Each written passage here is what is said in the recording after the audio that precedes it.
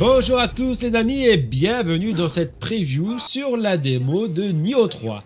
Alors que vient de sortir Code 22 dans le test, vous pouvez le retrouver sur ma chaîne, que vaut Nioh 3 à travers sa démo, le deuxième gros Souls-like qui sort en ce début d'année. Je t'en parle maintenant et si tu aimes le contenu de la chaîne et que tu veux donner de la force à celle-ci, n'hésite pas non plus à t'abonner et à liker. Allez, sans plus attendre, c'est parti.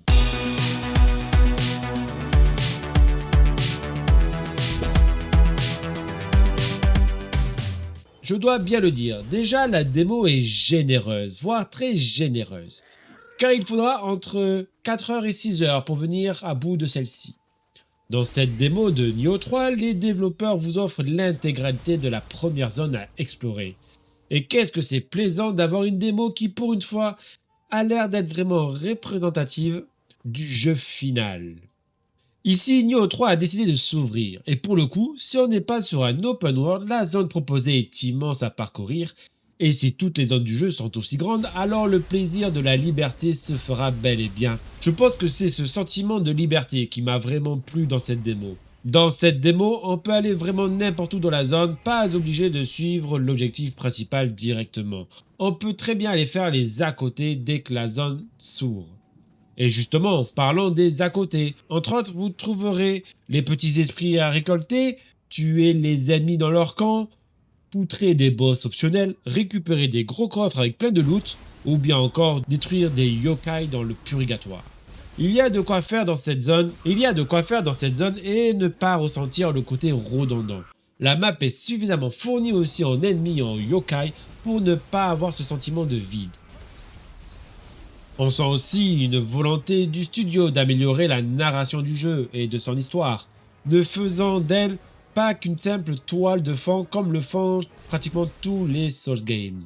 Ici, les développeurs mettent un peu plus l'accent sur les personnages et nous offrent aussi bien plus de cinématiques au cours de votre avancée et pas qu'une cinématique quand on rencontre un boss comme dans les anciens Nioh. Si on retrouve indéniablement la DA si particulière de Nioh avec ses couleurs qui tendent vers le rouge, le jaune, et ce mode un peu noir et blanc du monde des yokai, le purgatoire, côté technique ça pêche, le jeu fait dater, et la démo souffre de quelques baisses de frame par-ci et par-là. Ne vous attardez pas non plus sur les textures qui sont parfois éclatées au sol.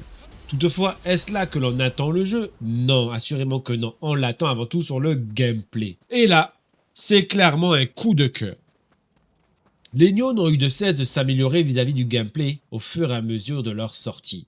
Si dans le premier, le personnage était très lourd et lent, le 2 avait un peu corrigé ça, mais alors, dans la démo du 3, le combat est d'une fluidité, notre personnage a une fluidité de mouvement qui fait vraiment plaisir. Si toutefois, bien sûr, votre mobilité sera impactée par le type d'arme et par le poids de votre armure, on sent que le jeu vous offre l'opportunité de jouer comme vous le souhaitez, en vous offrant deux modes d'attaque. Soit un mode samouraï, soit un mode ninja. Les deux ayant des qualités et des défauts. Vous serez moins mobile en samouraï mais vous ferez plus de dégâts. A l'inverse, le mode ninja vous offrira mobilité mais attaque plus faible.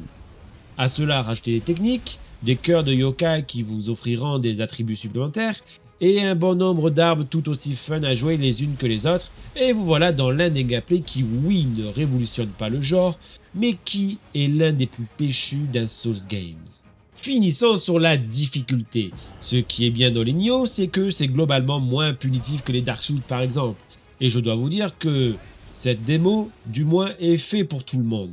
Que ce soit les joueurs solo qui veulent s'obstiner sur les boss, aux joueurs les moins aguerris, le jeu vous offre la possibilité d'invoquer soit un fantôme contrôlé par l'IA, soit d'aller chercher jusqu'à 2 joueurs en ligne pour vous aider. Et clairement, si avoir essayé le fantôme contrôlé par l'IA, je n'ai pas trouvé ça très convaincant, le fait d'invoquer 2 autres joueurs, ça a changé la game.